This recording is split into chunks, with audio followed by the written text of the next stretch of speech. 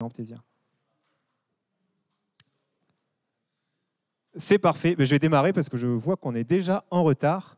Donc, je me suis déjà présenté tout à l'heure. Au moins, on va gagner du temps. Donc, comme je disais, je suis CTO et cofondateur de Promise. Promise, j'en ai déjà parlé. On a un stand du coup en bas. Donc, n'hésitez pas à venir nous voir sur le stand si vous voulez qu'on échange sur n'importe quel sujet autour justement de ce partage de connaissances et d'animation de communautés de pratique. Je vais commencer par vous parler de ça, de cette voiture. Donc, j'imagine que vous savez tout ce que c'est. C'est une Toyota, voilà, elle n'a rien d'extraordinaire. Sur la photo, ça a l'air assez sympa. Elle est magnifique, elle a l'air de briller, etc. Mais en réalité, ce qui s'est passé en 2009, alors je ne sais pas si vous êtes au courant, mais il y a eu un bug qui est arrivé sur plusieurs modèles de Toyota. Un bug assez gênant, parce qu'en fait, les voitures avaient tendance à accélérer toutes seules sans que la personne appuie sur l'accélérateur. Donc, ça a provoqué quelques petits soucis. Et il y a eu des gros problèmes autour de Toyota à ce niveau-là. Et ce qui est intéressant, c'est qu'en fait, ce n'est pas les voitures qui elles-mêmes sont décidées à accélérer parce qu'elles se sont mises à se rebeller ou quoi que ce soit. Ce qui s'est passé, c'est que le code source qui était derrière le système de Toyota était buggé, tout simplement. Et ces bugs ont fait justement qu'il y avait des dysfonctionnements, des choses qui ne devraient pas se produire, qui là se sont produites. Donc c'était bien programmé dans le code de ces voitures que ces voitures devaient accélérer toutes seules. Et en fait, ce qui est intéressant, c'est que là, ce problème-là, c'est vraiment un problème qui vient du code source et donc qui vient des problèmes de test aussi qui sont arrivés derrière, qui n'ont pas été assez solides. Mais il y a eu un petit post-mortem qui a été fait sur ce problème. Il y a tout un résumé, mais il y a plusieurs choses qui sont intéressantes. La première, c'est vraiment que le code source justement qui était derrière le système était devenu complètement immaintenable. Donc je ne sais pas si c'est quelque chose que vous connaissez, que vous avez déjà vu sur des projets, évidemment, du code source qui n'est plus maintenable. On en voit assez souvent dans les différentes entreprises. Et là, les personnes sont en train de dire que dès qu'on fixe un bug, on a des nouveaux bugs qui arrivent. Donc ça, je ne sais pas si c'est aussi des symptômes que vous avez déjà vus dans des entreprises où quand il y a quelqu'un qui vient de fixer un bug, il y a des nouveaux bugs qui surviennent et on se rend compte que toutes les features mettent plus de temps à sortir, etc. Donc tout ça, en fait, c'est lié justement à une mauvaise conception qu'il y a derrière dans le code source et dans tout le système en fait, qui va être créé. Et du coup, il y a quelqu'un qui résumait bien la problématique, un des ingénieurs de Toyota qui a dit en fait, le code qui gère justement le contrôle du moteur, ça ressemble à du code spaghetti. Donc, ce qu'on appelle du code spaghetti, c'est du code qui ressemble à rien, qui est tout dans le même fichier, etc. Ça doit peut-être vous parler. Mais en fait, là, on parle de code source, mais évidemment, c'est la même chose quand on parle de code de test. Donc, je ne sais pas si, d'ailleurs, dans la salle, là, est-ce qu'il y a des personnes qui codent, donc qui écrivent même des tests automatisés, que ce soit en Cypress, quoi que ce soit? Est-ce que vous pouvez lever la main, ceux qui touchent à du code, justement, régulièrement?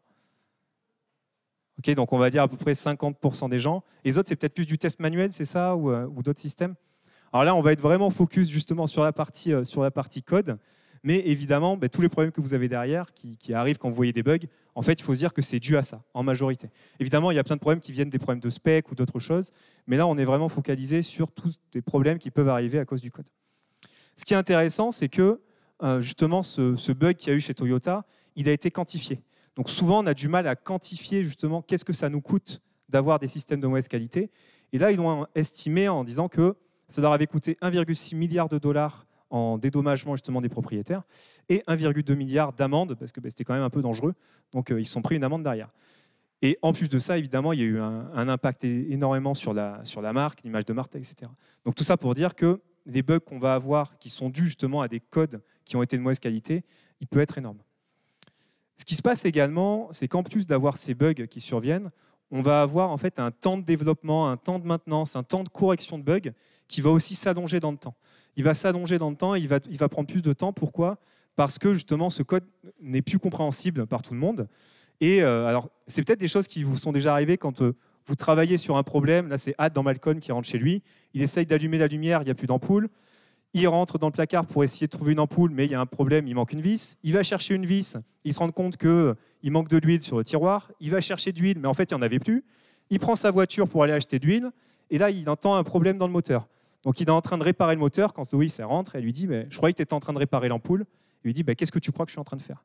Et en fait, ce qui est marrant, c'est que ce truc-là, c'est souvent ce qui nous arrive en tant que développeur ou en tant que testeur, quand on identifie un problème, et qu'en fait, en creusant un petit peu le problème, on voit que c'est dû à d'autres problèmes, à d'autres choses qui étaient mal faites, des systèmes de login qui étaient mal implémentés, etc. Et en fait, ça, c'est un petit peu notre vie au quotidien, qu'on soit développeur, qu'on soit testeur, quand on doit repasser sur des systèmes existants, du legacy qui est un petit peu vieux, et qu'on n'arrive pas justement à essayer de démêler tout ça et à comprendre la vraie root cause du problème justement qu'il y a derrière. Donc, pourquoi est-ce que c'est un problème dans notre métier, dans notre cœur de métier, dans le développement? C'est que si on regarde ces mêmes types de problématiques dans d'autres cœurs de métier, comme par exemple si on était électricien ou qu'on était dans le bâtiment, en fait, c'est des choses qui sont visibles, qui sont tangibles.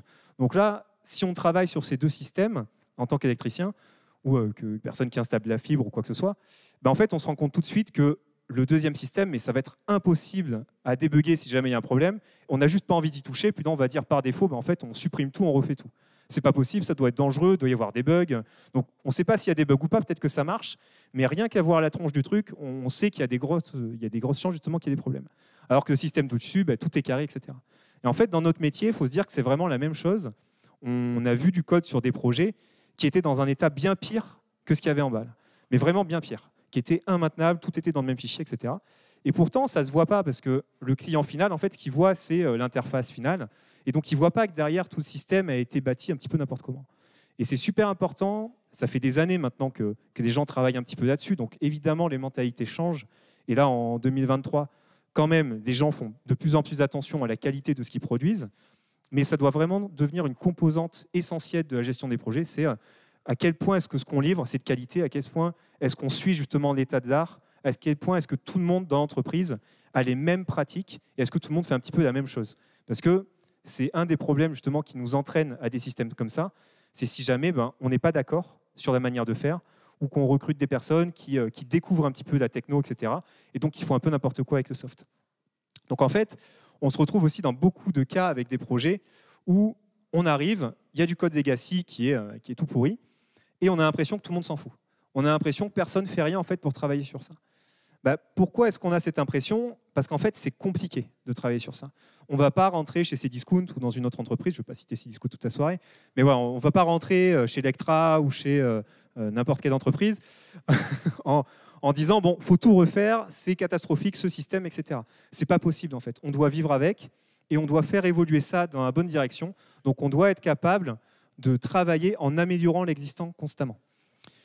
Et ce qui se passe en fait, c'est que déjà on n'a pas forcément les mêmes compétences entre nous, mais en plus on n'est pas d'accord entre nous. On peut avoir deux tech leads, deux experts en fait en test ou en dev qui vont pas être d'accord sur la même manière d'implémenter quelque chose.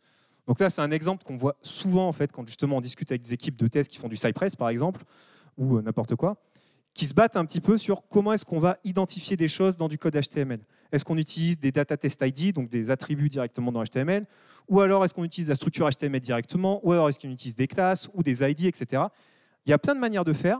Il n'y a pas forcément une bonne manière de faire universelle, et c'est ça la problématique. Et il faut se mettre d'accord juste ensemble sur une manière de faire pour pas qu'une fois sur deux, sur un fichier sur deux, ce ne soit pas la même manière de faire. Sinon, c'est ça qui va introduire des bugs justement et des vrais problèmes derrière dans le code. Donc en fait, il y a plein de problématiques qui sont liées à ça. Donc je vais les passer très rapidement, mais évidemment, il y a tout ce qui est turnover dans les équipes. Quand il y a des gens qui changent, qui arrivent dans les équipes, évidemment, ils ne vont pas avoir les mêmes pratiques que nous. Donc il y a tout ce temps d'onboarding et justement d'uniformisation de nos pratiques qui peut prendre du temps. Les silos de connaissances qu'on a entre les équipes. Donc ça, c'est le cas si vous travaillez dans des entreprises assez grosses, où vous avez plusieurs équipes de dev ou de test. Évidemment, entre les différentes équipes, si les gens n'utilisent pas les mêmes méthodes de développement, les mêmes pratiques, ça va être compliqué. Et souvent, on retrouve des silos entre les équipes qui ne se parlent pas forcément entre elles, ou alors une équipe qui sera à Bordeaux, une équipe qui sera à Paris, qui ne communiquent pas. Évidemment, là, ça va introduire des vrais problèmes de maintenabilité et de bugs potentiels. D'hétérogénéité dans les équipes. On a de plus en plus des codes de reconversion aussi qui arrivent, ce qui est une très bonne chose. Mais évidemment, des gens qui sont reconvertis, qui ont fait 4 mois de formation rapide, ils ne vont pas arriver avec toutes ces pratiques qu'on attendrait de quelqu'un qui rentre dans l'entreprise. Donc évidemment, il y a tout ce temps d'apprentissage qui va être derrière, qui va faire que pendant le temps où la personne va démarrer sur le projet, elle va peut-être avoir des pratiques qui ne sont pas forcément les bonnes, les plus appropriées pour le projet. Donc c'est super important d'avoir un process vraiment assez carré sur comment est-ce qu'on diffuse et qu'on partage ces pratiques. Et surtout, aujourd'hui, qu'on soit développeur, qu'on soit testeur, qu'on soit sur la partie sécurité ou quoi que ce soit, on a énormément de choses à connaître. Si on parle de test, par exemple, il y a quelques temps, c'était Cypress, la solution absolument miracle. Maintenant, il y a plein de conférences sur Playwright en disant ouais, c'est Playwright qui est absolument génial, etc. Il y a plein de choses sur Selenium. Enfin, il y a plein de manières de faire différentes. Si on parle de stratégie de test, BDD, etc., TDD, c'est pareil, il y a plein de méthodes différentes. Il y a une conférence sur property-based testing là, qui a eu lieu aujourd'hui. Enfin, il y a plein de choses différentes. Donc, ce qui est intéressant, c'est plutôt que d'essayer tout seul d'apprendre un petit peu tout ce qui se passe dans notre cœur de métier, c'est d'essayer de regarder ce que font les autres. Au plus près, c'est dans notre entreprise, mais évidemment, entre les entreprises, c'est encore mieux. Et donc, on va parler vraiment de partage de connaissances. Donc, l'objectif pour gagner du temps et gagner en efficacité, c'est de travailler avec les autres de manière vraiment collaborative pour être capable de se partager des manières de faire. C'est ça qui est important. Et ce qui est intéressant, c'est qu'il y a plusieurs études, d'ailleurs, qui poussent dans cette direction. Donc, la première chose ici dont je parle, c'est Accelerate. Alors, est-ce que ça vous parle, Accelerate? Est-ce que vous pouvez lever la main, ceux qui ont déjà entendu parler d'Accelerate? Ok, donc assez peu de monde.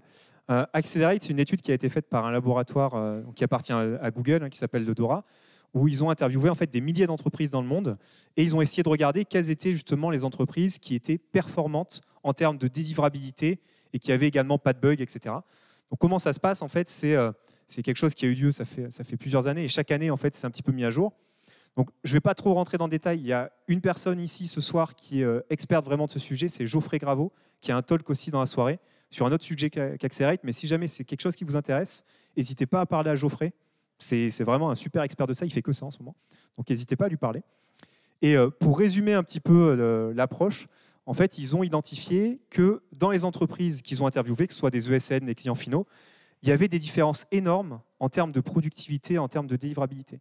Donc là, ce qu'ils ont mis, c'est que les meilleures équipes en fait, déploient 973 fois plus fréquemment et ont des lead time de 6750 fois plus rapides par rapport aux autres.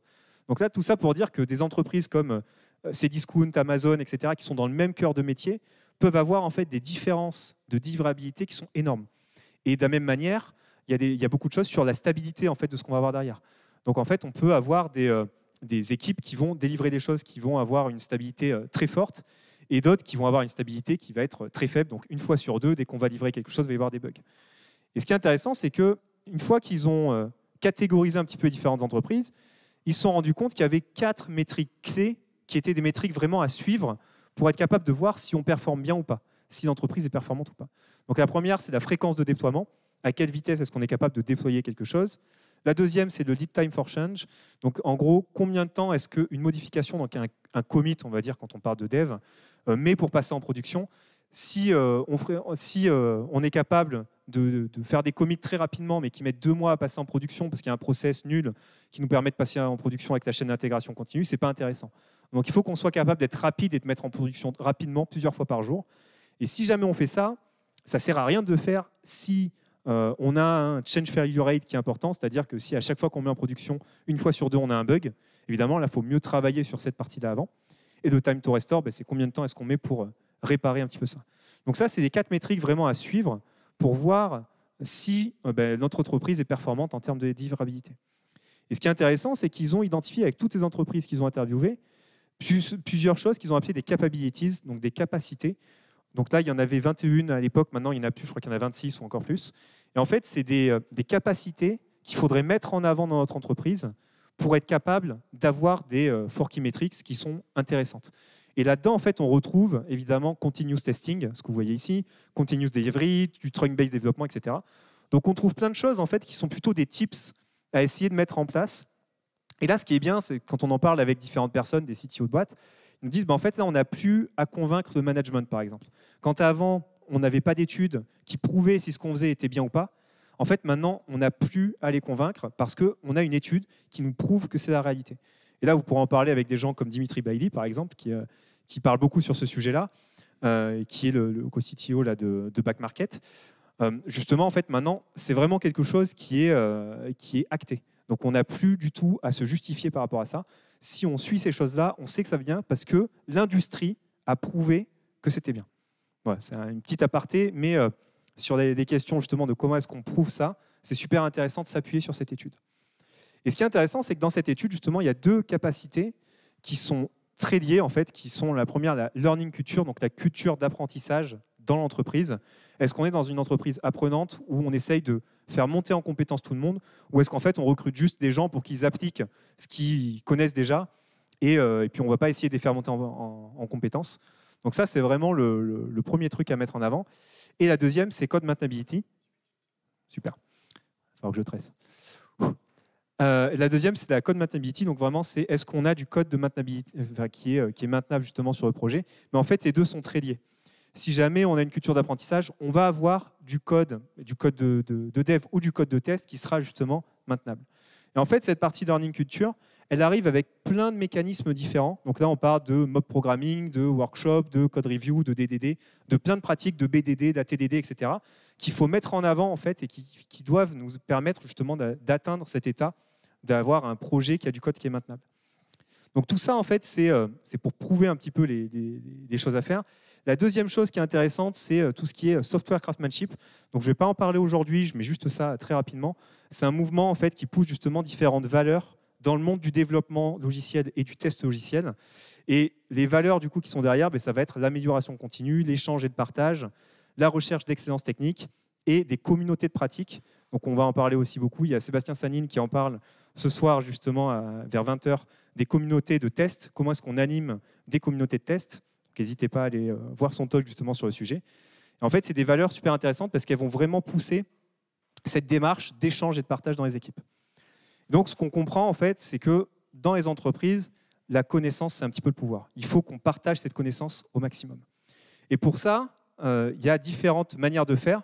Donc, une dernière chose qui a été faite par Stack Overflow, juste pour prouver encore une fois que c'est super important, c'est une étude qui montre que chaque développeur perd en moyenne entre 6 et 13 heures par semaine à chercher des réponses à ces questions. Entre 6 et 13 heures, ça fait entre 1 et 2 jours. Vous vous rendez compte de temps perdu justement à chercher des réponses. Et en même temps, chaque développeur passe en moyenne entre 5 et 11 heures par semaine à répondre aux questions des autres. Voilà, si le partage de connaissances n'est pas super bien fait, vous imaginez le temps qu'on peut perdre. Alors c'est une étude qui a été faite sur 70 000 personnes. Ça paraît quand même assez gros quand on voit ça, évidemment. Mais ça montre bien qu'il y a quelque chose à faire pour améliorer tout ça. Donc aujourd'hui, au niveau des solutions qu'on va retrouver le plus souvent dans les entreprises, on va avoir tout ce qui est revue de code de manière assez classique. Je vais passer très rapidement.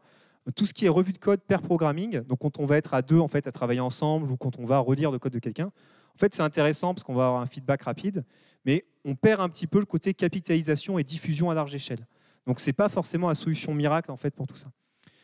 On a des wikis qui arrivent de plus en plus, donc dans des Confluence, dans des solutions comme Notion, par exemple, qui vont centraliser plein de manières de faire, des bonnes pratiques, plein de trucs d'architecture, etc. Alors, c'est bien sur le papier parce que ça permet de centraliser pas mal de choses, mais en fait, souvent, on a les mêmes effets qu'on retrouve dans les entreprises, donc ce sera peut-être votre cas ici. On voit qu'il y a une faible consultation, donc en fait, il y a assez peu de monde qui va voir régulièrement ces différents wikis. Les wikis évoluent pas, donc en fait, ça devient juste outdated en quelques semaines. En fait, ce qu'on a dans le wiki, dans Confluence ou Notion, en fait, c'est plus à jour. Et c'est très dur à maintenir à jour. Donc en fait, on dit aux gens de plus aller voir. Donc là, c'est un vrai problème. Ça veut dire que le wiki sert plus à rien. Donc c'est quand même des solutions qui sont super coûteuses, on va dire, à mettre en place et à faire évoluer. En plus intéressant, vraiment pour passer dans cette étape d'amélioration, on a tout ce qui est e-learning. Donc, je ne sais pas si c'est quelque chose que vous faites régulièrement, mais c'est des formats qui peuvent être assez courts. C'est des vidéos souvent de 5-10 minutes qui nous permettent justement de monter en compétences, par exemple sur du Cypress, sur du Playwright, etc., où on va être capable de découvrir des nouvelles manières de faire assez rapidement. Le problème de ça, c'est aussi la partie spécificité. Si vous allez sur un site un peu générique de e-learning et vous trouvez une formation, ça va être cool pour les bases théoriques, mais est-ce que ça va s'appliquer à votre contexte? C'est une autre question. Et en fait, l'application dans votre contexte, c'est le plus important. Il faut que vous ayez une formation qui vous permette de l'appliquer tout de suite. Et du coup, pour faire un petit peu de pub à nos copains d'Upskill for IT, il y a des solutions un peu hybrides qui existent, comme justement Upskill, où en fait, en plus du e-learning, on a un coach qui vient nous accompagner et qui nous accompagne aussi à distance sur notre contexte en particulier. Pour dire, OK, on a vu du Cypress ou du BDD, mais dans notre contexte, dans telle entreprise, en fait, le BDD, ça va être compliqué parce que le client, il est plus loin, donc il y a un intermédiaire, etc. Donc en fait, on va avoir des coachs qui vont être capables de spécifier des choses pour notre contexte. Ça, c'est intéressant. Je vais parler d'un autre format qui, pour nous, devrait être quelque chose qui devrait être implémenté de manière assez générique dans toutes les entreprises. Donc l'objectif, c'était de trouver un format qui était simple, rapide et vraiment intégré dans le quotidien, parce que si c'est quelque chose un petit peu qui vient nous alourdir notre process, évidemment, on ne va pas le faire. On est déjà sous l'eau. Comment ça se passe? Donc, c'est quelque chose qu'on a appelé des ateliers de revue de pratique. C'est un petit peu comme les ateliers, justement, j'en parlais tout à l'heure, de rétrospective de sprint, mais là, ça va être une rétro technique. Donc, l'idée, c'est que toute l'équipe, donc qu'on soit stagiaire ou tech lead, on va identifier ce qu'on appelle des pratiques de dev ou de test pendant les sprints. Donc on va dire, bah, tiens, ça, par exemple, cette manière d'identifier des choses dans HTML avec les data test ID, c'est la bonne manière de faire, je pense, pour telle et telle raison. Et donc ça, ce qu'on va pouvoir faire, c'est qu'une fois qu'on les a identifiés, à la fin d'un sprint ou toutes les 2 semaines, on va pouvoir les partager à toute notre équipe. Si elles sont validées, on va obtenir un référentiel de bonnes pratiques. Et ce référentiel, il va pouvoir être utilisé, si c'est du code, pour suggérer automatiquement des choses, un petit peu à la manière de Linter, mais également pour onboarder des nouveaux arrivants. Quand quelqu'un va nous rejoindre dans l'équipe, un nouvel arrivant ou un stagiaire ou n'importe qui, on va pouvoir lui dire ben, regarde, ça c'est notre manière de faire. Donc peut-être que tu bossais chez BetClick avant qui avait sa manière de faire. Chez nous, c'est pas pareil, c'est ce truc-là. Donc ça permet à la personne de rentrer dans notre process un petit peu sur notre manière d'écrire du code de test ou du code de prod. Donc je vais passer très rapidement là-dessus parce que sinon on va être en rate de temps. Mais en gros, on a développé des outils qui permettent, donc avec les plugins, etc., de simplifier ça. Mais vous pouvez le faire ça, en fait. Vous pouvez aussi identifier des choses et puis en parler à la fin d'un sprint de manière assez classique. C'est vraiment un objectif. Je voulais parler de ça, parce que ça, c'est quelque chose qui est vraiment pucier justement au test et aux bugs. Est-ce que quelqu'un ici a déjà entendu parler de Dantotsu? Ok, donc il y a une personne sur tout le monde. Donc là, on baisse un petit peu en pourcentage de plus en plus. Alors Dantotsu, c'est génial. Ça veut dire meilleur que les meilleurs. C'est quelque chose qui a été mis en place justement chez Toyota. Alors c'est con parce qu'ils ont quand même eu des problèmes en 2009, mais en dehors de ça, ils ont des super chaînes de production.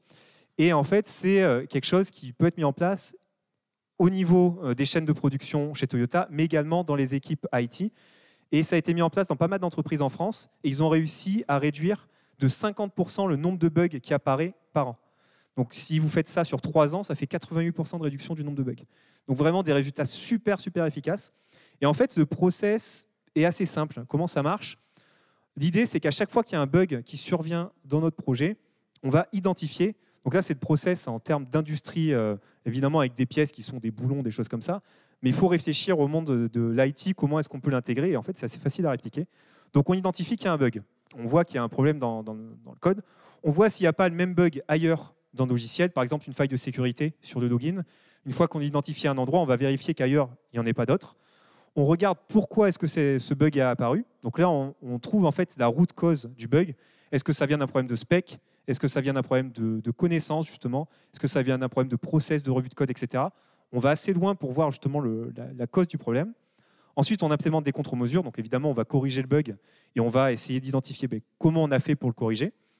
Et ce qu'on va faire, c'est qu'on va reporter justement ce qu'on a fait pour le corriger en daily meeting. Donc lors d'un petit workshop avec tout le monde, le matin, on va dire, ben voilà, hier, on est passé sur ce bug-là, voilà ce qu'on a fait pour le corriger. Ensuite, on va créer ce qu'on appelle des standards en termes de lean, donc vraiment des process sur comment éviter justement ce type de problème. Derrière, on va faire apprendre à tout le monde justement comment éviter ça, et on va aussi l'intégrer dans des process d'onboarding de nouveaux arrivants. Et évidemment, derrière, on peut aller voir un petit peu dans des chaînes de production comment ça se passe quand on part de Toyota. Mais en fait, dans l'IT, si vous reprenez un petit peu le process de revue de pratique que j'ai présenté tout à l'heure, on retrouve un petit peu les 4 mêmes étapes. C'est-à-dire qu'on identifie un bug, on en sort une bonne pratique, ou plutôt une mauvaise pratique en disant qu'il faut éviter de faire ça comme ça. Derrière, on va le présenter à toute l'équipe, c'est validé, ça vient dans notre plan de formation. Ce qui est intéressant avec Dantotsu, si on le fait bien, c'est qu'en fait, toutes ces étapes-là, on les fait en moins de 24 heures. Donc c'est ça qui était très fort en fait chez eux, et c'est pour ça qu'ils ont réussi à être très performants. C'est qu'en fait, c'est très rapide. C'est pas une fois qu'on a un bug, on le met dans une backlog, et puis dans 6 mois, peut-être que si on a le temps, on va le traiter, et puis dans 1 an, il va revenir, etc. Là, c'est vraiment quelque chose qui est fait en 24 heures. Donc c'est évidemment c'est assez lourd à mettre en place, mais sans aller jusque-là, sans se dire on va le faire en 24 heures, c'est super intéressant de récupérer un petit peu ce mécanisme et de se dire, en fait, pour éviter que le même bug revienne encore et encore, quand on identifie sa cause, il faut le partager avec les autres. Et donc, on est vraiment dans ce côté partage de connaissances. Et pour ça, il y a pas mal de choses qui existent justement pour ces partages un peu à l'échelle, notamment des communautés de pratique. Comme j'ai dit tout à l'heure, Sébastien parlera sur la partie communauté de test, comment est-ce qu'on anime ces communautés de pratique, parce que ce n'est pas évident.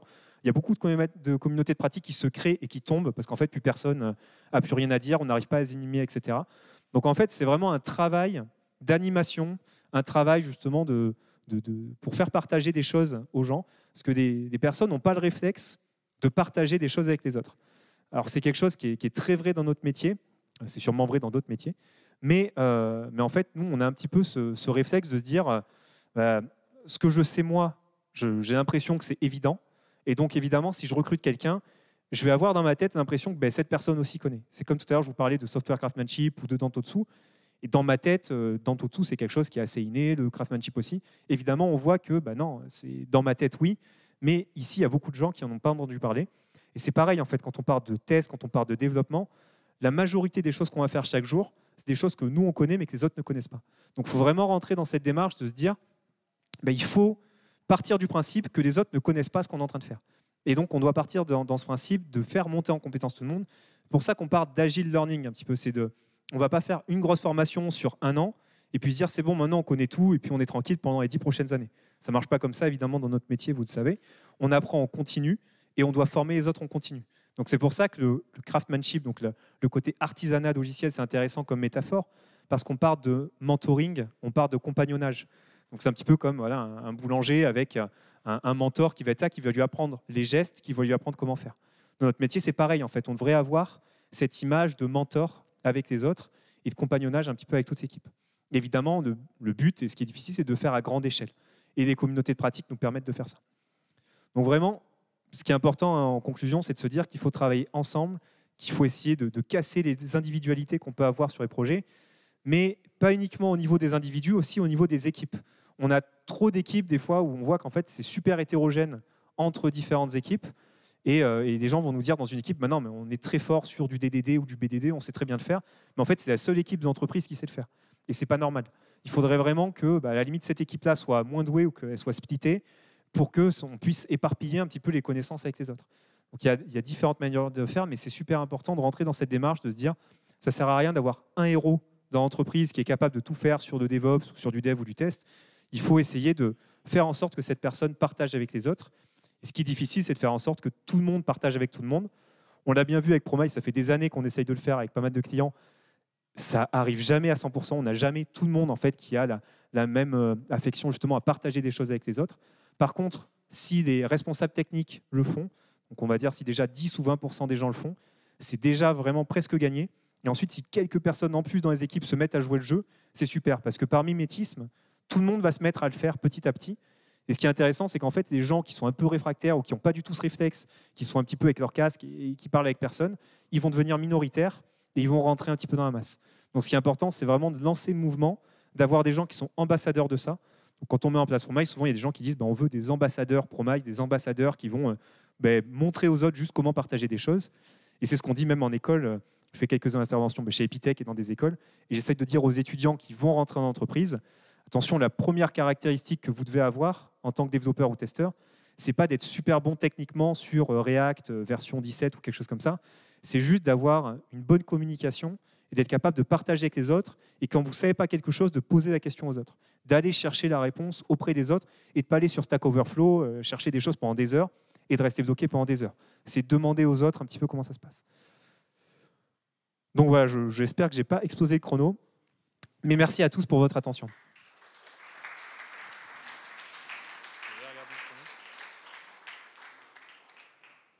Alors, je pense qu'on n'est pas trop mal niveau chrono. Ça doit faire à peu près 30 minutes. Donc, il nous reste 5-10 minutes de questions.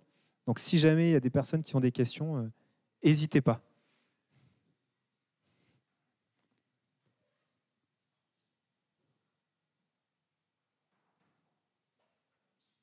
Ouais.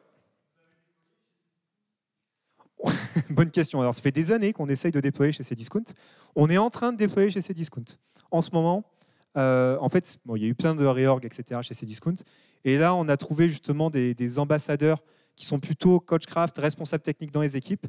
Et en fait, Cdiscount, c'est un cas d'étude intéressant parce qu'au début, on a voulu passer assez haut et faire un peu du top-down. Ce n'était pas forcément la bonne idée. Ensuite, on a voulu faire du bottom-up, mais presque trop bas en allant voir les équipes elles-mêmes. Et en fait, ce qui est intéressant, c'est plutôt de passer par des relais qui sont des responsables techniques d'équipe ou des responsables transverses. Et chez Cdiscount, ils ont des communautés de pratique avec des référents techniques, donc sur du .NET, sur du Java, du front, etc. Et en fait, on est passé par ces référents qui vont pousser la démarche dans les équipes avec lesquelles ils travaillent, souvent avec 3-4 équipes, et c'est des tech leads qui gèrent ça dans les équipes. Et du coup, depuis qu'on a fait ça, alors c'est très récent, c'est depuis 1 mois et demi, 2 mois, ça se passe très bien. Et donc là, on est dans la phase justement d'essayer de voir comment ça se généralise à l'échelle, même si ce qu'on essaye de dire à Cdiscount et à tous les autres clients, c'est qu'il ne faut pas forcément partir sur une généralisation totale d'un coup, parce qu'évidemment, les équipes vont prendre petit à petit la chose. Donc c'est intéressant de trouver plutôt des gens qui sont vraiment moteurs, qui sont un petit peu early adopters, et c'est eux qui vont lancer la démarche dans leur équipe, et très rapidement, ça se diffuse après. C'est comme ça que ça s'est passé dans d'autres entreprises. Et donc, ouais, c'est plutôt la démarche, c'est de passer par des référents techniques, en fait. C'est un petit peu les bonnes cibles. Par contre, on a eu quelques contextes avec des référents techniques ou des tech leads qui étaient dans une démarche en se disant mais en fait on est sous l'eau, on n'a pas de temps, j'ai le temps de rien faire, j'ai pas le temps de faire de revue de code, j'ai pas le temps de faire des tests, j'ai pas le temps de mettre en place des CI, etc. Et là c'est compliqué évidemment si les référents tech en fait n'ont pas cette démarche de partage avec les autres, même si l'équipe est moteur en fait ça marchera pas. Et même si les CTO ou qui que ce soit au-dessus sont moteurs, ça marchera pas. Donc là il faut qu'on aille convaincre en premier les référents techniques, donc les personnes qui vont justement gérer ça. Et ce qui est intéressant, c'est que dans des entreprises, les référents tech ne sont pas forcément les tech leads, c'est plutôt des gens qui sont assez bons dans une techno et qui sont très doués sur le partage de connaissances avec les autres, qui ont l'habitude d'animer des choses, qui participent à des conférences, etc. En général, c'est des bonnes cibles.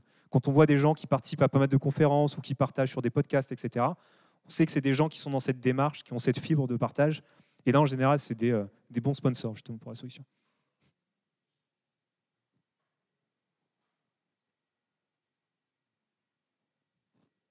Je ne sais pas s'il y a d'autres questions.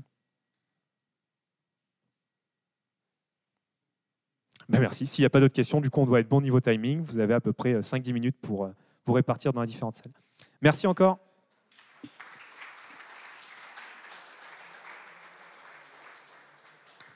Et comme je l'ai dit, n'hésitez pas.